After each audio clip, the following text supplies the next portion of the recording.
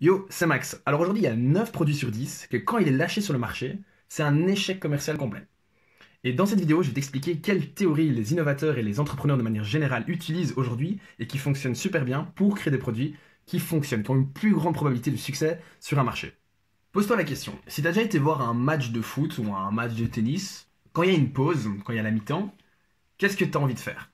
Généralement, tu as envie de bouger, tu as envie d'aller acheter un truc à grignoter, une bière ou un coca, un chips. Et j'aimerais bien que tu te poses la question, mais pourquoi exactement tu as envie d'aller acheter un chips, une bière, un coca? Moi, personnellement, j'ai réfléchi à la question et je me suis dit, ben, en fait, j'avais pas spécialement faim, j'avais pas spécialement soif, mais j'ai envie de faire quelque chose pendant cette pause. Et c'est cette envie de faire quelque chose qui m'amène à vouloir m'occuper par une activité, et la seule activité qui se propose, c'est soit aller aux toilettes, soit acheter quelque chose. Et du coup, pour le coup, j'ai acheté une bière.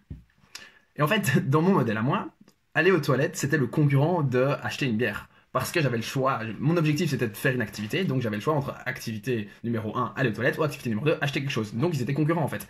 Et c'est ça le principe qui va complètement changer la manière de voir les choses et de voir les produits dans un marché. C'est pas de les voir en termes de fonctionnalité, si la bière a tel ou tel goût, si le coca est mieux que la bière. C'est de voir les produits comme des choses qui vont nous aider à accomplir un job to be done. Pour moi, le job to be done, c'était de ne pas m'ennuyer et d'avoir quelque chose à faire, d'avoir un prétexte pour pouvoir bouger et faire quelque chose. Et là où il y a de la place pour des nouveaux produits, pour de l'innovation, ça va être de détecter les endroits où il y a de la friction dans la manière dont les gens vont utiliser les produits, des solutions, pour pouvoir accomplir leur job to be done. Oui. Donc chaque jour, les gens utilisent des produits pour accomplir leur job to be done.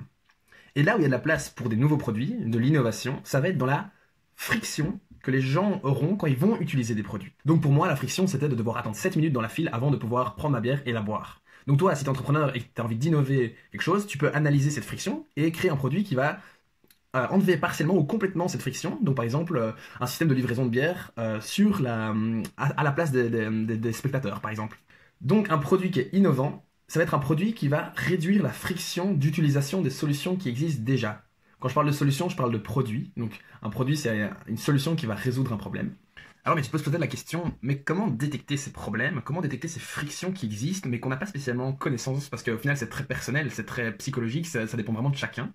Et pourtant, il y a des frictions qui sont communes à beaucoup de gens. Et c'est ces frictions-là qui sont super intéressantes et juteuses pour les startups, parce qu'elles vont pouvoir aider facilement des gens, mais en masse. Mais comment faire pour détecter ces frictions? Alors comme toujours, je vais te conseiller de parler à tes clients, mais pas de n'importe quelle manière. Il y a des questions qu'il faut surtout pas poser, parce qu'elles sont bourrées de billets. Et tu veux absolument éviter les billets. Tu veux pas poser les questions où tout le monde va dire ah ouais, chouette idée, chouette produit, vas-y, fonce. Et puis que quand finalement tu le lances, il y a personne qui l'achète. Tu veux être sûr que les gens l'achètent quand il sortira.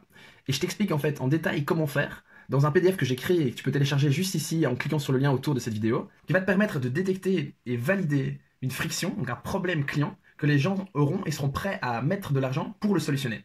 Donc je t'invite à le télécharger maintenant, c'est gratuit. Voilà, merci d'avoir écouté cette vidéo, j'espère que ça t'a plu et à la prochaine. Ciao!